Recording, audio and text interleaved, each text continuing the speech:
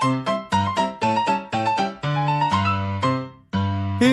we go again, my friend. It's time for another round of Dave and Darren's Top 5 Things. You just went to a wedding this weekend, and you went because your nephew got married. Have you ever been to a wedding where you didn't know the people that were getting married? Not as a plus one, but as a wedding crasher. No, I've not. I don't think so. See, someone has come up with a service, and I'm struggling to understand the need for this. But people are using it. It's a curated technology marketplace called Not a Wedding Crasher. And the idea is there are people, for reasons passing my understanding, who just love to go to weddings. Yep, that's their thing. But, you know, you get to a certain point in your life, like, I don't have anyone I'm in a blissful period in my life now where there's no weddings. That's going to come to an end here in a couple of years. And here come the funerals. Right. Everybody's kids are going to start getting married here before too long. Not a Wedding Crasher is a service that connects vetted guests with couples who have extra seats at their wedding. It's like StubHub for your wedding. We'd like to fill up the right reception hall or the wedding. Because sometimes you have cancellations. Yeah. Sometimes you have halls that have a required number of people that have to be there for you to get the room. Yeah, there's that. Maybe you don't know that many people, but you want that room. That was kind of the case this weekend, where it wasn't for the wedding, it wasn't for the reception, but it was for like the night before. Right. And it was a situation where they didn't have to pay for the room if you had so many people. Right. Unlike crashing an event, Not a Wedding Crasher operates by official invitation and host approval. So you have to basically audition to go to a stranger's wedding. But once they approve you, you're in. Every guest is there intentionally to celebrate the couple's special day. So you didn't get an invitation because you don't know these people, but you have been invited by these people once they realized you've been they accepted. needed to fill the seats in the hall that they have. Yep. Hosts create a listing for unused seats, often due to no-shows or venue minimums, and then they set a price to help offset their costs. You're not coming in free. I'm not coming in free, but I'm paying for the meal and the drinks. And I'm not leaving you a card. Don't have to do that. Or it'll be a card with my best wishes, but no check. Right. So the bride and groom aren't eating the cost of the lost seat, and you get to go to a wedding and eat and drink and dance to your heart's content. Dress up real nice and have yourself a Saturday night. Verified guests can browse weddings and then submit a request to attend a specific event. So it's like your online dating. Anything going on here? Let me take a look. This weekend, maybe? For safety and trust, all guests must complete third-party identification verification, which may include ID and biometric scans. Well, whatever it takes. Can I say this? And I can't believe I'm the one that's saying this. I hate living in the future so much. What is this? Couples review the profiles of those who apply and have the final say on who's approved to attend their celebration. For couples, it allows them to recapture a portion of their investment, support their vendors by meeting headcount minimums, and add positive energy to their reception. For guests, it offers a unique opportunity for a high-end date night or social experience at a real wedding with food, drinks, and dancing for a set ticket price. Love is in the air. Payments are handled through secure providers, and then they take a service fee of 20% to support the website and the operations. Wait till Live Nation gets a hold of this, and then they own all the weddings. They probably already do. You think so? It's called Not a Wedding Crasher. NotAWeddingCrasher.com. They're not mentioning a service fee, but it's got to be there. Yeah, well, yeah, they take... So if I pay $100 to go to your wedding, this website takes $20 of that, and you get $80. Weddings are located, it says, within the United States. We're intentionally starting in the U.S. Okay, I don't see anything. Gosh, if I want to search here, you have to give them a basic profile info, a short about me, a photo of yourself, any required prompts from the couple. Yeah, but once you do that once, you're just in. You're set, and then it's just then at that point you're just waiting for approval or disapproval. You got any plans this weekend? Well, I'm still waiting. I'm waiting to hear back from some rando's wedding I'd like to go to. What? Every weekend. Well, honey, I got bad news. We got shot down. We're not going to be able to go to a wedding this weekend. I've got 2 suits in rotation.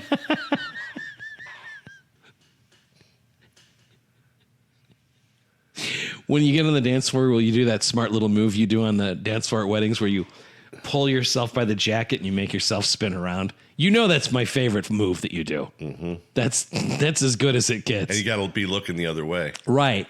If you're at a wedding with Darren, get him to do the dance move where like a stranger's hand comes out and spins him around, but it's his own hand. I'm not kidding. It might be my favorite part of weddings. When Darren does the spin himself around move. Feel free to use it.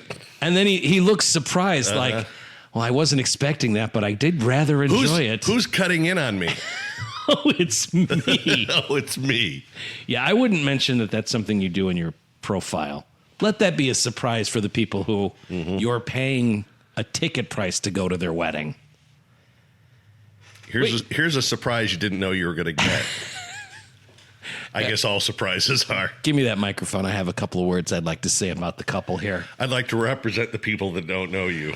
I'm here to, because we're all at the same table. Kevin, Angela, I went to a website and applied to come to your wedding. And so did all these people. I can't claim to know you, but I will say the chicken a la king was delicious. Thank you for being attentive to my wife's numerous food allergies. May God bless your marriage. The sheet cake was a good choice. And now, in the words of Black Eyed Peas, let's get this party started. Oh, wait, I think that's Pink. Start your day with 2 Quad City treasures. Dave and Darren in the morning on Planet 93.9. 2 different stories that involve artificial intelligence. And you ever wonder about what the heck all these kids are doing on computers all the time? I worry about it a lot. That's all you think about. One of these stories is sort of satisfying. In South Korea, there was last month a wolf that escaped. A wolf escaped from a zoo, and this fella thought it'd be a good idea for fun while everyone was looking for the wolf that had escaped. To dress up like a wolf? No, that I could wrap my brain around. Haven't we had that story? Did we have a story where something escaped and then somebody thought it'd be a good idea to dress up like it? No, I think what you're thinking of is in Japan sometimes they'll dress up as animals and do drills. Like what happens if... Maybe that's what I was thinking of. If the gorillas get out of the cage, what do? They'll have people dress up as gorillas and do simulations. But they don't always tell it. They don't always tell everybody. Right. And people get a little freaked out. Yeah, and maybe try to take things into their own hands. While your story has not yet happened, I like your story better. A giraffe has gotten out loose in the zoo, and someone goes, "This is my chance to put on a giraffe costume Exactly. and finally get a little attention." All right, so that's not... I've always wanted to be pursued. That's not what's going on in Korea. No, what happened last month was this wolf escaped, a 2-year-old wolf escaped from a zoo. And this guy in his 40s thought it would be a good idea to share fabricated photos that appeared to show the wolf in busy intersections. So he would take like pictures of parts of the town in South Korea, and then he would have AI insert a wolf in it, and he would post it online going, look, everybody, the wolf is here, just the to wolf get is attention? there. Yes, he thought it'd be fun. So he wasn't trying to help. No, quite the opposite. And now they're so cheesed at this guy because he wasted resources. Hundreds of police officers, firefighters, and troops were redirected in the wrong area based on the fake sighting. They had to shut down the schools, and people were placed on high alert, like one of these shelter-in-place kind of situations because there's a wolf on the loose. Someone's crying Korean wolf. Exactly. And much like the boy who cried wolf, Korean wolf, this guy's in a lot of trouble. Arrested on charges of obstructing official duties by deception. He's looking at, under South Korea's laws, a 5-year prison sentence. Whoops. Or a fine of up to 10 million won, which works out to about $7,000. Either way, I'm all for it. Yeah. They ended up, by the way, finding the wolf safely on a hill. They had to use like thermal drones, and good. They were able to find the wolf. So the wolf's fine. But this joker thought, I'll use AI for a laugh. Well, we had a tail gunner in Korea, and there was nothing funny about that. Funny guy. Blew his brains out all over the Pacific.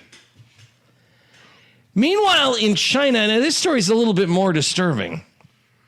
And while it is in this story happening in China, I have to imagine this is happening everywhere that AI exists, which would be everywhere. A new and disturbing trend among young people in China, people are building dedicated AI models to create digital versions of their ex-boyfriends and ex-girlfriends. X.skill, an open source module that allows you to upload source materials from your past relationships, and then you build an AI. What, to sabotage somebody? No.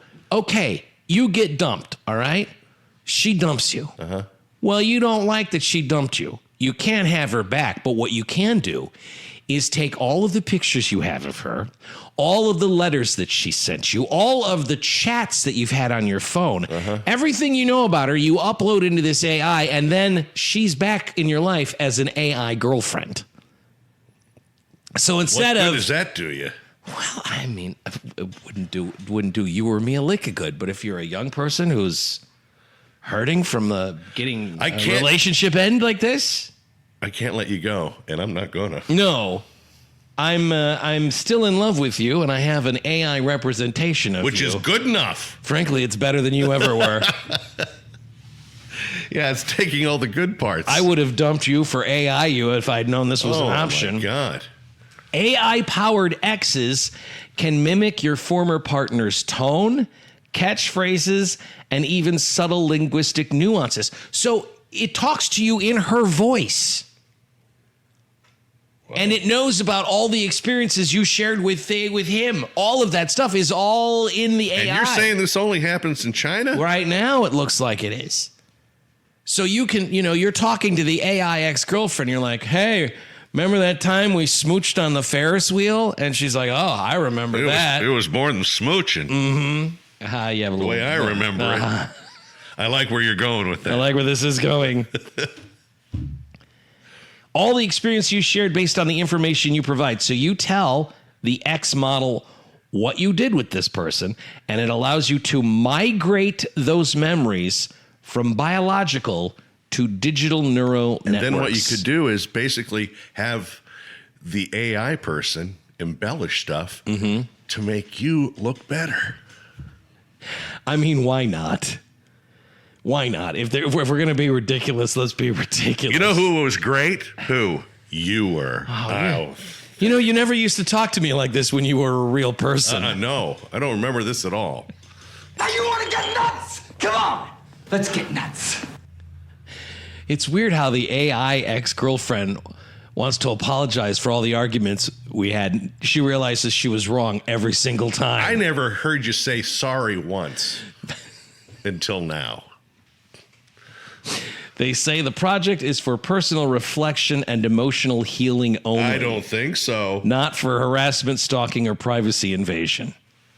but its growing popularity has sparked a heated debate around personal privacy, emotional dependency, and the limits of AI use in romantic relationships. I will say, if you're someone who is dealing with an ex who won't take the hint, and if they leave you alone because they've got a virtual version of you, is that okay with that? I would. No, I don't know. I don't know. I would. I'm kind of feeling this out in real time here along with you. I don't think I'd like this at all. X.skill has been able to help a lot of people find closure, they say. You're not so great. One user says they were able to tell their digital ex all the things they couldn't say in person, while others say the digital copies helped them realize that their exes were not all that. So, okay, that could be helpful. She dumps you. You then get an AI version of her. You hang out with the AI version for a couple of weeks, and then you get rid of her. Then that would be. I mean, this whole thing is weird and gross and sick. But I can kind of understand that. A lot of people in China. Yeah, famously so. Someone here saying I was finally able to say to the AI double everything I'd been hesitant to say, and it made me feel better. Okay, well, it's disturbing. One way of doing it. Mm-hmm. Mm-hmm. It's happening there, and I have to imagine someone is feverishly working on making something like this happen here in the States. Yes. Dave and Darren in the morning on locally owned, fiercely independent Planet 93.9. As you know, I have been traveling around the world without leaving my couch by getting caught up on as many reruns of The Love Boat as I possibly can. Which port are you in now? They tend to go to Puerto Vallarta a lot of Acapulco. It's the Pacific Princess, so it's very rare that they leave that ocean. Yeah, I remember there was an episode where they go to Alaska, though. Well, that's Pacific Ocean, isn't it? Well, I guess that's true. Where do you think Alaska is, Yeah, Chief? that's true.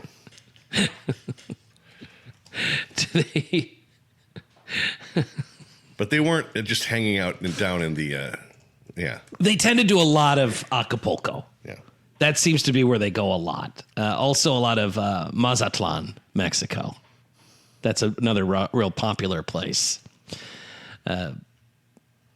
They would occasionally go through the Panama Canal and visit the Caribbean every once in a while. And there were some specials where they would go as far as like Sydney, Australia, or Hong Kong. My goodness. Mm-hmm. One time, Captain Stubing even took the crew to the Mediterranean. Stubing did? Yeah, Stubing. Stubing was like, let's go to the Mediterranean. Let's get this boat in the water and let's just go places, gopher. You know, it's fascinating. On the Love Boat, there's a lot of love. Not a lot of people getting sick on those boats. Yeah, you don't see a lot of outbreak. No. Heartbreak. Yes. But not heart attacks caused by a viral contamination. But even that, it is the Love Boat. So even if you think your heart is getting broken, by the end of the tour, right, a rebound has been made. Yes. You never see somebody like just Shecky Green crying uncontrollably as he leaves the boat. It would make for a more interesting episode if at the end of the show someone was just like, no one paid attention to me this entire time on this boat. This was my life savings to find love on this boat, and I couldn't even get anyone to make eye contact. I'm going to end it on dry land. Exciting and new. Not for everyone. People don't tend to get sick on the Love Boat because that is a fantasy. That's not a real show. That's a television TV show. Exactly. It's all the product of imagination. They're dealing with, on a cruise ship now, something called the hantavirus. The what virus? The hantavirus. Hantaviruses are a family of viruses that are spread mainly by rodents that cause fatal respiratory and kidney diseases in humans. Very rare, but back in the news because of an outbreak on a cruise ship I got the rat flu. traveling from South America to Africa. Oh, no. It most commonly occurs when sweeping or vacuuming dry rodent waste, which stirs up dust that contains the virus. What, you don't want me to vacuum? You would just leave the rat turds there? Is that what you'd like? Suspected hantavirus outbreak on the MV Hondius cruise ship has already killed 3 people, sickened at least 7 others, and they say there are 2 likely causes, and not one of them is good news for the 150 passengers on board this cruise ship. The more likely scenario is passengers contracted the virus from feces, urine, or saliva of infected rats. That's usually how you get the hantavirus, right? Usually. But there's one strain of the hantavirus that has an exception, an alarming exception. And now what are we dealing that with? the World Health Organization says cannot be ruled out. The Andes virus, the one specific subtype of the hantavirus in Argentina, which is where this boat was, is transmitted person to person. And that's got them kind of losing their minds and freaking out. Because it's one thing you were in a room with some rat droppings and got it from there. If people are transmitting it person to person, that's causing a lot of anxiety race. The Andes hantavirus, if that's what they have, the mortality rate is nearly 40%. Uh-oh. So that means worst case scenario, in a confined environment such as an 80-cabin, 353-foot ship, that means everybody's got it. And a 40% mortality rate, not ideal. That is the working theory that the World Health Organization is dealing with now. Doesn't make for a great episode of Love Boat. They believe people may have been infected before they got on board the ship, and then they gave it to each other. Dutch cruise liner had just departed from Argentina on March 20th for its weeks-long Atlantic Odyssey voyage before the suspected hantavirus outbreak turned deadly. Again, 3 people are dead. 1 person said to be fighting for his life. If it's the Andes virus, you've got 150 people stuck on a cruise ship. I think I got it from Audrey Meadows.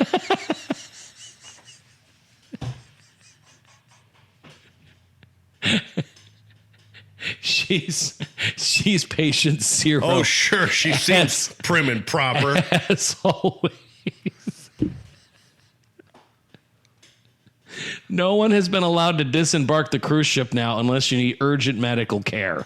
If you're on that boat, you are staying on that boat. We are not interested in having you come off the boat if this is something you can give to us.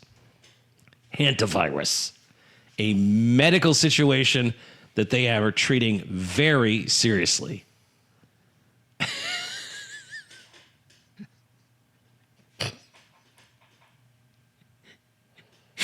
I love that Audrey Meadows is who you came up with. Patient 0. Typhoid Mary. Bang, zoom! I think I got it by the pool. Still, my favorite episode is Vincent Price comes on and he plays this world famous hypnotist that Captain Stubing is hired to entertain the guests. I love how you say Stubing as if you're in Inglourious Basterds. That's his name. and Stubing wants Vincent Price to always be on, always be hypnotizing the passengers. And Vincent Price hypnotizes Stubing into thinking that the pool is a giant cake. And he just goes and is just putting handfuls of pool water in his mouth because he thinks it's like cake and ice cream. So he's patient 0. I'm telling you. I mean, I can see where you would be like, hey, Vincent Price, this one over here is seasick. Can you hypnotize him so that the seasickness goes away? Yeah, I could do that. I could also turn this pool into a big, giant cake. Well, either one of those works for me. As a matter of fact, I'll just go ahead and do both. Yeah, season 2, episode 7. That's the one you want to Ooh, watch. pretty early on. It's like a Halloween episode. So Vincent Price is on, and Nice. yeah, he keeps blowing off his fiance while entertaining the passengers. When I'm not on this boat, I'm in a cave hiding from the Brady Bunch. Vincent Price is the amazing Alonzo. I don't think you even have to say amazing if your name is Alonzo. It's just understood. Yeah, it's understood you're amazing. It's Dave and Darren's top 5 things. This really is the best that they could do. 2 new world records I want to share with you here, Darren, and I think they're both impressive. One I think is much more impressive. Mm-hmm. I'll let you decide which one that is. We have a man who has just broken the record for most pull-ups performed over the course of 24 hours. Okay. Pull-ups. Yep. What's the difference between a pull-up and a chin-up? Is it the same thing? Well, does the pull-up, do you have to go farther up with a pull-up than a chin-up? There's a chin-up, you just have to get to the bar with your chin, whereas a pull-up, you have to go past, put your head past it. Chin-ups emphasize the biceps and are generally easier, so it's better for beginners. Pull-ups target the lats and upper back more. You have to pull yourself up higher. Yeah, I guess you do.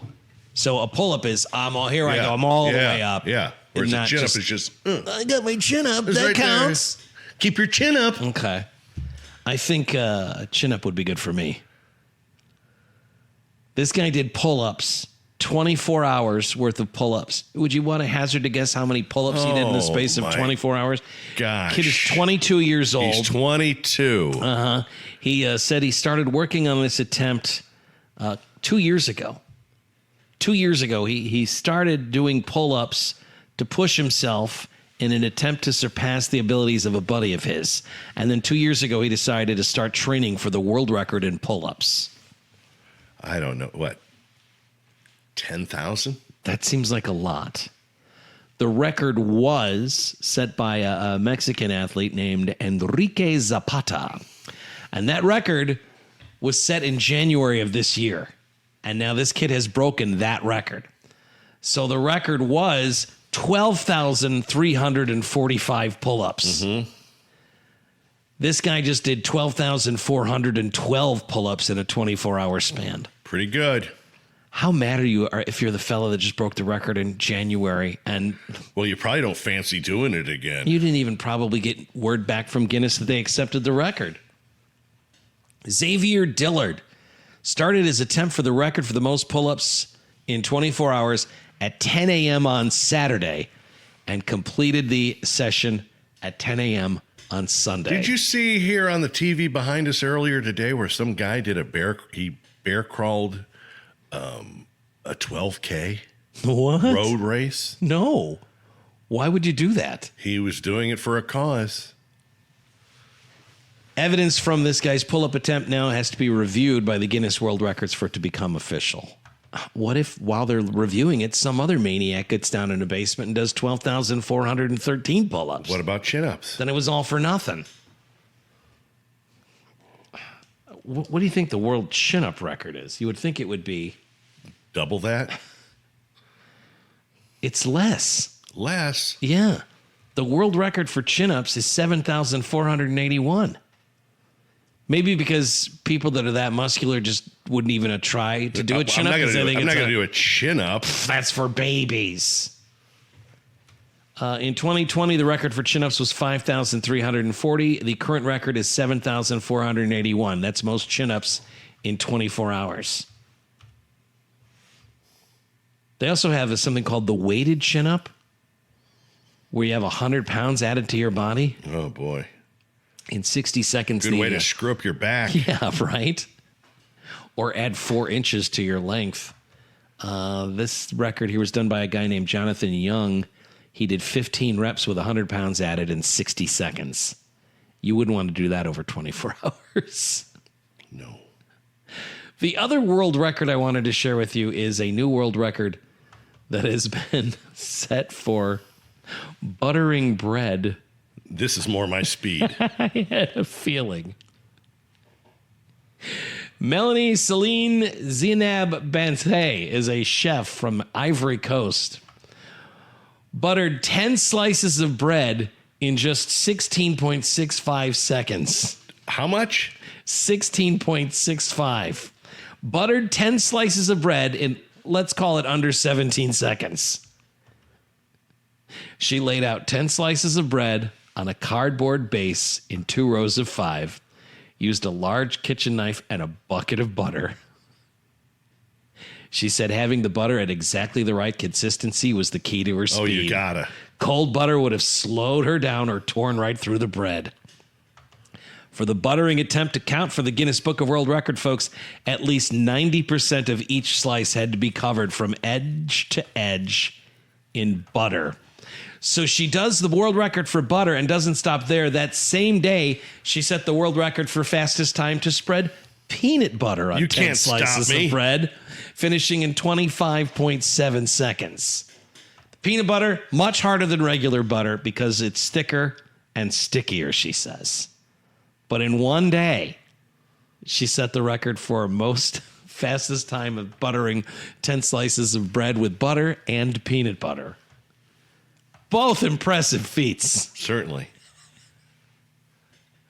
One of them seems a little bit more doable. Yeah. At least one I would try. And one doesn't seem like you wasted your weekend. That's the other thing, Bri. You're going to start this on a Saturday? And I'll still be able to physically move. Right. Well, I don't know.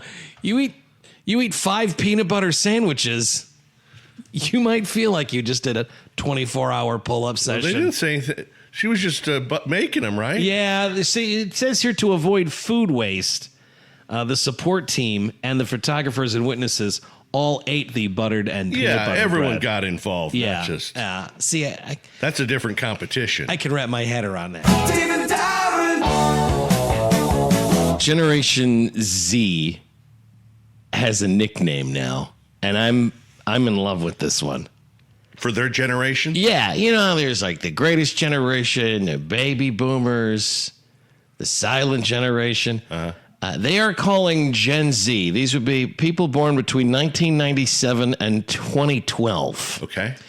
Generation Z, a socially conscious, diverse group navigating life with high mental health awareness and financial caution. Good for them. The Zoomers, some call them post-millennials. They make up roughly 20% of our population.